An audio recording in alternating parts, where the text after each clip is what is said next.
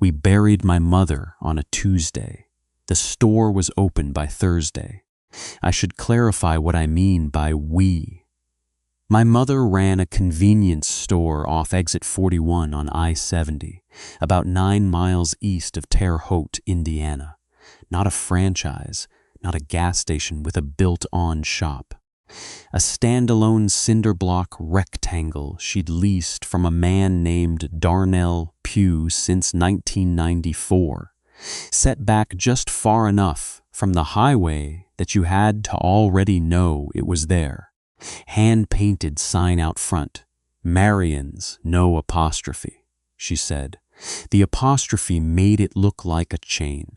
When she died, loss of consciousness on the bathroom floor at 3 a.m., hemorrhagic stroke. 61 years old. The store had been open 7 days a week, 14 hours a day for 30 years. She had 2 employees. Rena, who'd worked mornings since 2011, and a kid named Casey, who covered 3 evenings a week while finishing his associate's degree online. My mother worked every other hour the store was open. When she died, neither Rena nor Casey had a key to the front door. They didn't need one. My mother opened. My mother closed. The funeral was on Tuesday. I drove down from Fort Wayne, where I work as a procurement analyst for a regional hospital system. My sister Lacey flew in from Denver.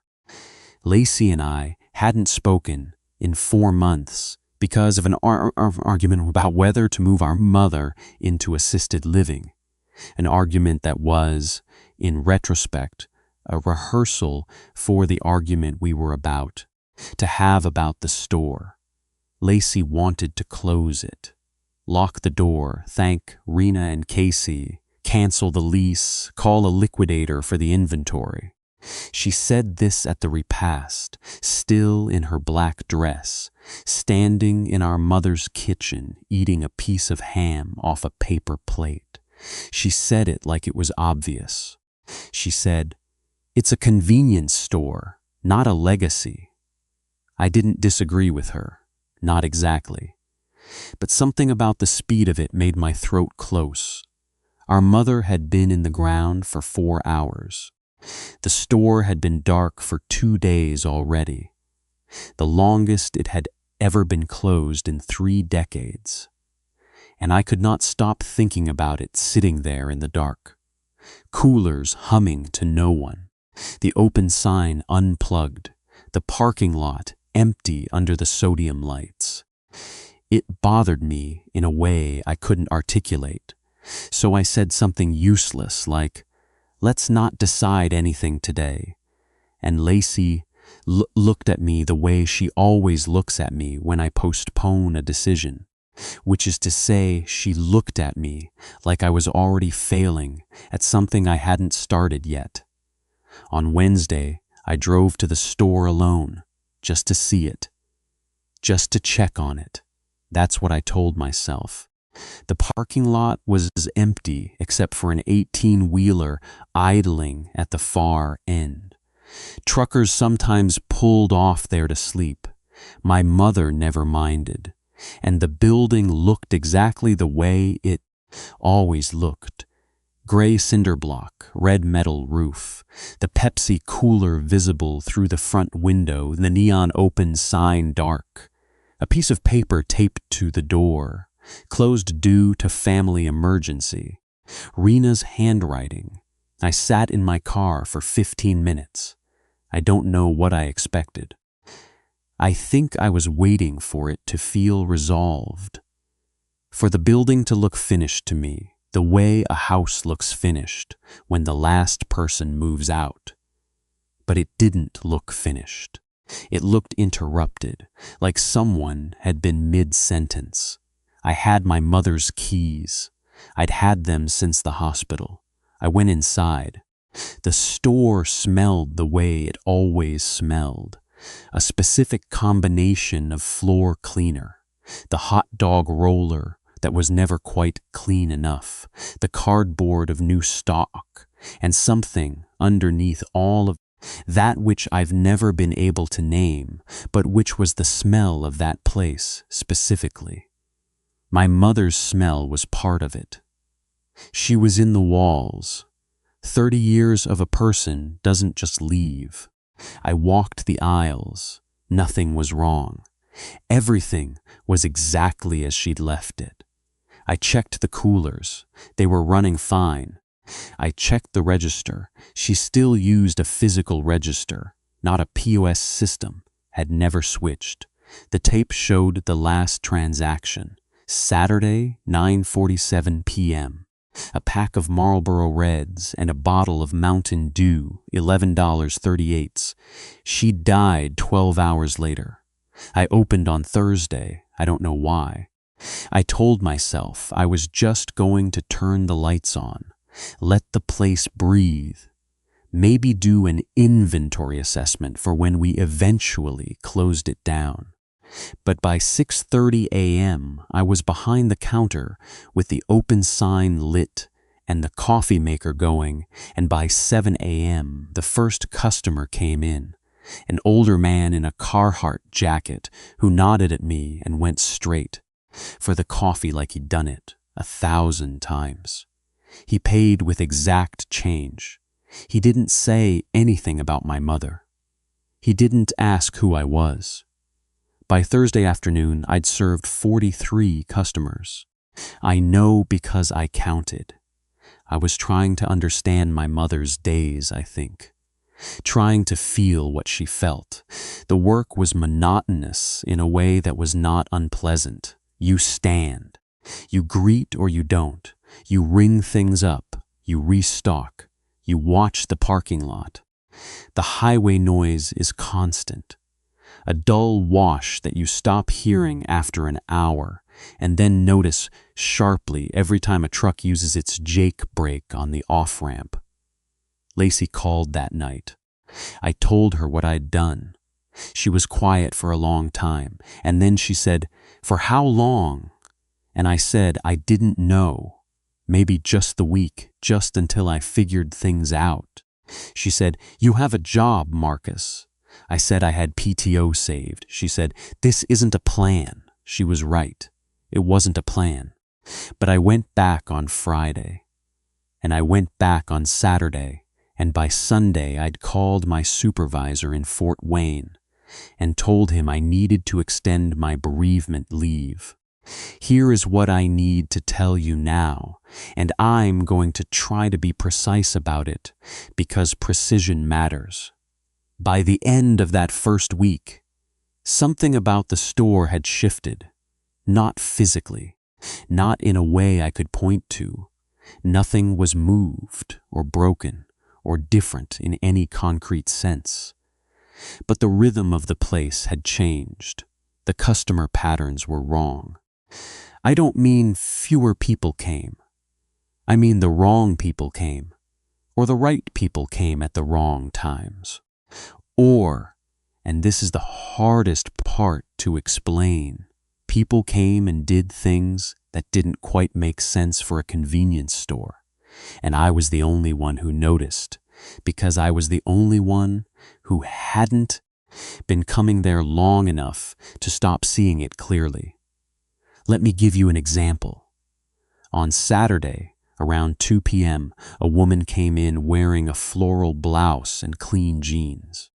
She walked straight to the back wall where the coolers are, opened the third door from the left, and stood there for about 4 minutes. She didn't take anything out. She just stood with the cooler door open, looking in. The cold air was pouring out. I could hear the motor straining. After 4 minutes, she closed the door, walked to the counter, and bought a pack of gum. She paid with a card. She smiled at me. She left. I told myself she was just deciding. People stand in front of coolers. That's normal.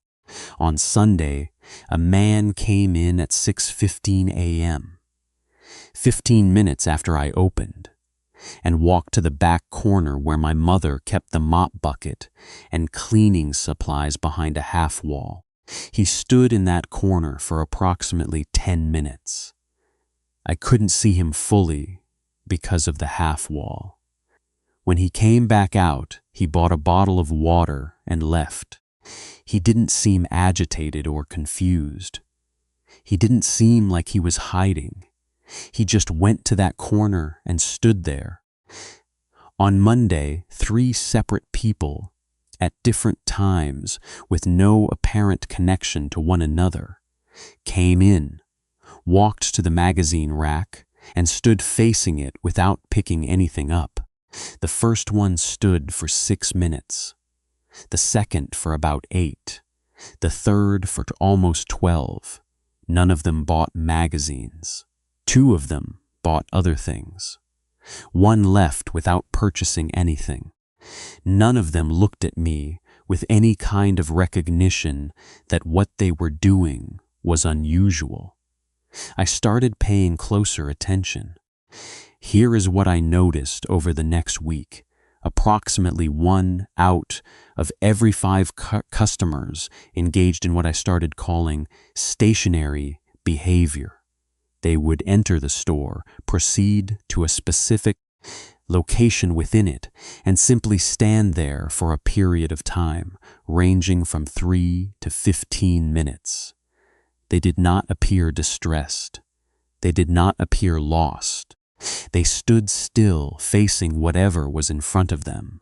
A shelf, a cooler, a wall, the window, and then they left, sometimes purchasing something small and sometimes not.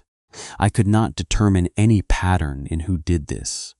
It was men and women, different ages, different appearances. Some of them were regulars, people I recognized from that first week, people who clearly knew the store.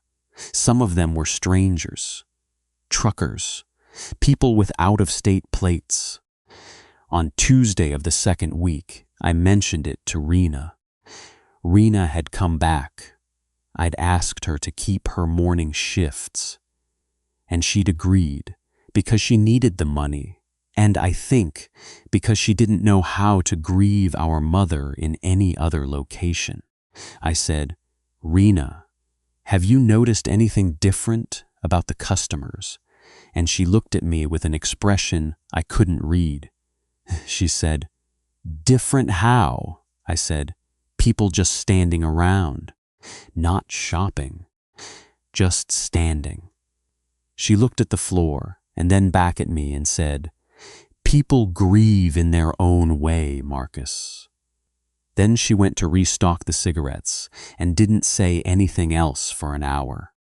I accepted this explanation for about 2 days. People grieve in their own way. My mother had been a fixture. She'd been here for 30 years. People knew her. The store was a memorial, in a sense. People were paying respects, standing in the spaces she'd occupied. That made sense. That was the kind of thing people did. Except the people doing it didn't look like they were grieving. They didn't look sad. They didn't look reflective. They didn't look like anything. Their faces were neutral, not blank, neutral. The kind of expression you have when you're waiting for something, when you're in line, when you're listening to hold music. An expression of patient, directionless expectation, and accept that when they left quickly. Not abruptly, not like they'd been startled, but efficiently, like their time was up and they knew it, like a timer had gone off that only they could hear, and accept that it was getting worse. By the 3rd week, I was logging it. I bought a composition notebook from our own shelf, and I started keeping track, date, time, description of the person, location in the store, duration. I know how this sounds. I know it sounds obsessive. But I was sleeping in my mother's house, 3 miles from the store, in her bed that still smelled like her, driving the same route she drove every morning for 30 years, and the store was the only thing I had that still connected me to her in a way that felt active rather than commemorative, and something was wrong with it, and I needed to understand what. By the end of week 3, my log showed the following: an average of 9 instances per day. Duration was increasing. The average had gone from 6 minutes to nearly 11. The locations were not random. They clustered: the cooler aisle, the back corner, the magazine rack, the window facing the parking lot, and one more, the hallway that led to the stock room and the single employee bathroom. People stood in that hallway 3, 4, 5 times a day, facing the door at the end, not trying the handle, just facing it. I should tell you about the hallway. It was narrow, barely shoulder width, and lit by a single fluorescent tube that my mother had never replaced in my memory. The light was that particular institutional yellow-pink that fluorescents get when they're dying. The hallway was maybe 15 feet long. On the left side were stacked cases of overflow stock, soda mostly. On the right was bare cinder block, painted white sometime in the 1990s, now gone the color of old teeth. At the end was a door, plain, hollow core, painted gray, that opened into the stockroom. Beyond the stockroom was the bathroom. There was no reason for a customer to go into that hallway. It wasn't marked. There was no sign. The entrance to it was partially blocked by an end cap display of motor oil. You had to know it was there to find it. And yet, on Wednesday of the 3rd week, I counted 7 people standing in that hallway. 7. In a 14-hour day. One of them was in there for 22 minutes. I timed it. I stood at the end of aisle 3 where I could see the hallway entrance, and I watched a middle-aged man in a gray polo shirt stand perfectly still in that narrow fluorescent corridor for 22 minutes, and then walk out and leave the store without buying anything or looking at me or acknowledging in any way that what he had done was unusual. I called Lacey that night. She answered on the 4th ring. I could tell she was in bed. I said, "Something is happening at the store." She was quiet. I said, "People are acting strange. Customers. They're coming in and just standing in places. Not shopping, just standing. For long periods, and it's increasing." She was quiet for longer. Then she said, "Marcus, what are you still doing there?" I said, "I'm running the store," she said. "You're a procurement analyst," I said. "I know what my job is," she said. "You're not sleeping." I said, "I'm sleeping fine." She said, "Are you eating?" I realized I didn't remember my last meal. I said, "Lacey, I'm not having a breakdown. I'm telling you something is happening," she said. "Close the store. Come home.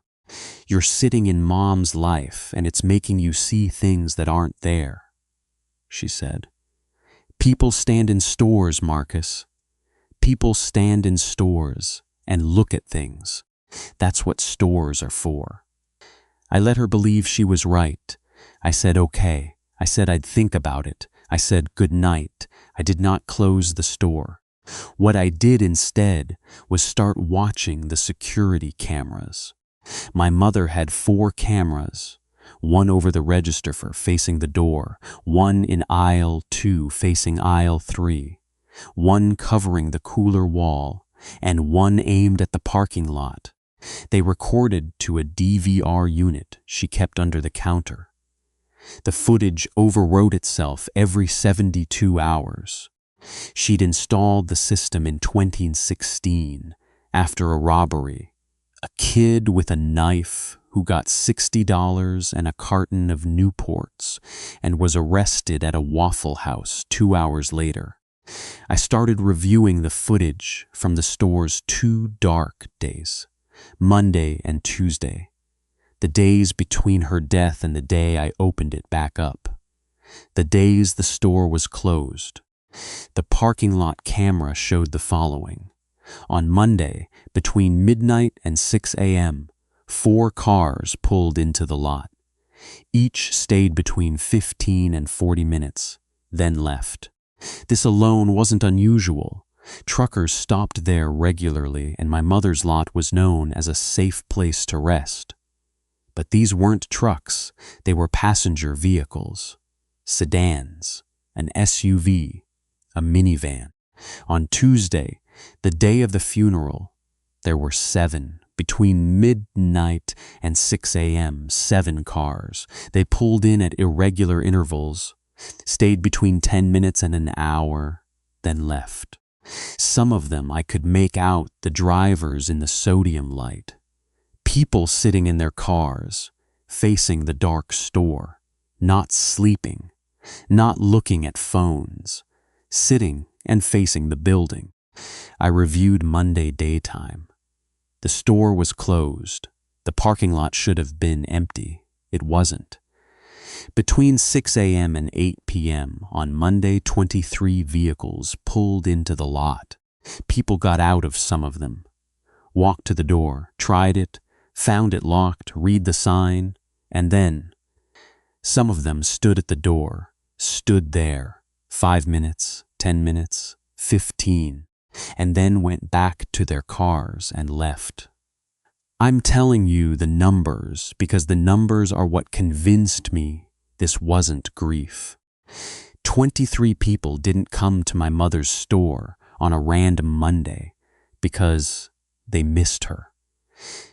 23 people came because they expected it to be open, because they needed it to be open, and when it wasn't, they waited. I went back further. I pulled the footage from Saturday, the last day my mother was alive. I watched the whole thing, 14 hours of tape, fast-forwarded through most of it, watched customers come and go, normal behavior, shopping, browsing, purchasing, leaving, except at 2:17 p.m., a man in a green jacket entered and stood at the cooler for 7 minutes without opening it. At 4:43 p.m., a woman in scrubs stood in the hallway for 9 minutes. At 6:01 p.m., a teenage boy stood at the magazine rack for 14 minutes, left without buying anything. At 8:30 p.m., a man in a baseball cap stood at the window facing the parking lot for 11 minutes. It had been happening while my mother was alive. I went back further. I pulled what little footage hadn't been overwritten. I found fragments from the previous Wednesday and Thursday. Same thing. 2, 3, 4 instances per day. People standing, waiting, facing things. My mother had seen this. She must have seen this. Every day, for how long? How long had this been happening? She was behind that counter for 30 years. She saw everything that happened in that building, and she never mentioned it, not to me, not to Lacey, not, as far as I could tell, to Rena. I asked Rena about it again. I was more direct this time. I said, Rena, people stand in the hallway multiple times a day. They stand there facing the stockroom door. Did you ever talk to my mom about it? Rena was counting cigarette cartons. She didn't stop counting. She said, Your mom didn't mind it. I said, What do you mean she didn't mind it? She said they weren't hurting anything. She finished counting, wrote a number on her clipboard, looked at me. They buy things. They leave. They're not hurting anything. I said, But what are they doing? She said, I don't know, Marcus. And then she said something that I think about every day. She said, "Your mom said the store was for everyone." She said people came here because they needed to. She didn't ask why. I couldn't tell if Rena was covering something or if she genuinely believed that this was a reasonable explanation. I couldn't tell if she'd been absorbing my mother's nonchalance for so many years that it had replaced her own judgment. I couldn't tell if my mother's acceptance of this behavior had been wisdom or something else. That night, I couldn't sleep. I lay in my mother's bed and I listened to the house, an old ranch house built in the 60s, all the sounds you'd expect. Settling wood, the furnace kicking on, a dog barking somewhere far away. And I thought about my mother lying in this exact spot every night for 30 years, knowing that people came to her store and stood in it like it was a church, like it was a waiting room, like something was going to happen and they needed to be there when it did. I thought about her dying at 3 a.m. on a bathroom floor, and the store going dark, and 23 people coming to find it closed. The 4th week was when it changed, not the behavior. The behavior was the same. People standing, waiting, leaving, the same locations, the same durations, the same neutral faces. What changed was the store itself. I noticed it first on a Monday. I was restocking the chips, the clip strip display near register, and I realized the store was warm, not hot, warm. Not the warmth of a heater. The thermostat was set where it always was, but a warmth that felt biological, like the warmth of a room where many people have been breathing for hours. Except the store was empty. It was 6:15 a.m. I'd been alone for 15 minutes. I checked the thermostat, 68, where I'd set it. I checked the vents, normal. I went outside. The morning was cool. Late October, maybe 45 degrees. I went back in. The warmth was still there. It faded by about 7:30, around the time the first customers arrived. On Tuesday it was there again, warmer. And there was a smell beneath it that I almost recognized. Not my mother's smell, not the usual store smell, but something faintly organic and faintly sweet that reminded me of the way a hospital room smells when someone has been in it for a long time. Not a sick smell, a lived-in smell, a concentration of human presence with no human present. On Wednesday, I arrived at 5:45 a.m., earlier than usual, and I sat in the parking lot with the engine off and watched the store. The lights were off. The sign was off. But through the front window, I could see the cooler lights. They stayed on 24/7, and in their blue glow, the store was visible, and it was not empty. I am telling you what I saw. I am telling you precisely and without embellishment because I need you to understand that I am not a person prone to hallucination or fantasy. I am a procurement analyst. I read spreadsheets for a living. I verify supply chain invoices. I am a precise and boring person who is telling you exactly what he saw through the window of his dead mother's store at 5:45 a.m. on a Wednesday. There were people inside, standing, in the locations, the cooler, the hallway, the window, the magazine rack, the back corner. 6, maybe 7 figures visible in the blue cooler light, and they were standing perfectly still, and the store was locked. I had the only key. The alarm was set. I'd set it myself at 9 p.m. the night before. I sat in the car. I did not go inside. I sat in the car, and watched them for 40 minutes, and they did not move, and at 6:20 a.m., when the sun was fully up and the sodium lights in the parking lot clicked off, I could no longer see them. The store looked empty. The cooler light illuminated nothing but shelves and product and linoleum. I went inside. I unlocked the door. The alarm was still set. I entered the code. The store was warm. The smell was there. Nothing was out of place. Nothing was disturbed.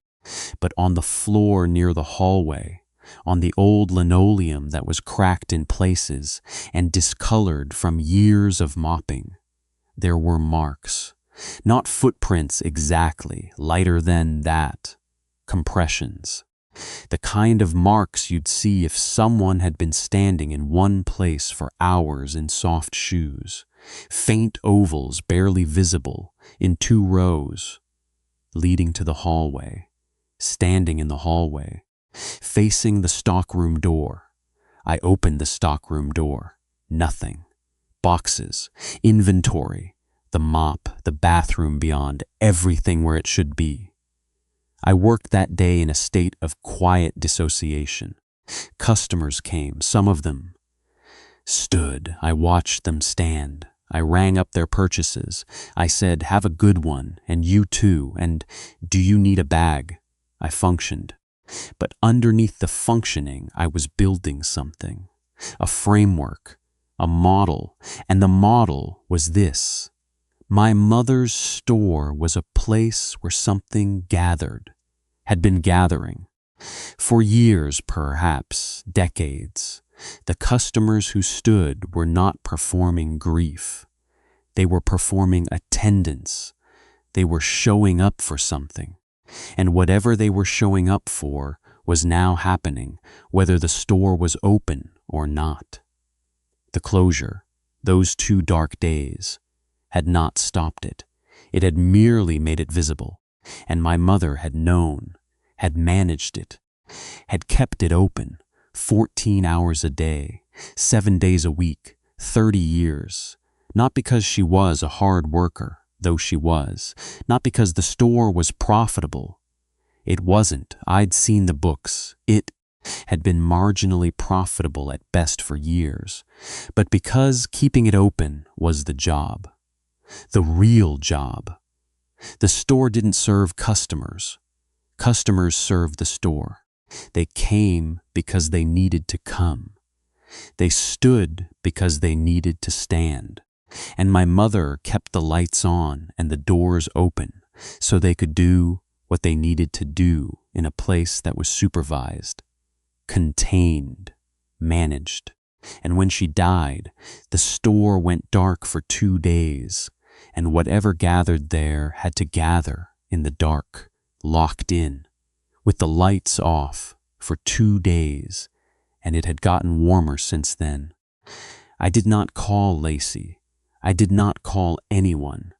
I went back to the security footage. I reviewed everything available, the previous 72 hours. I watched the night footage.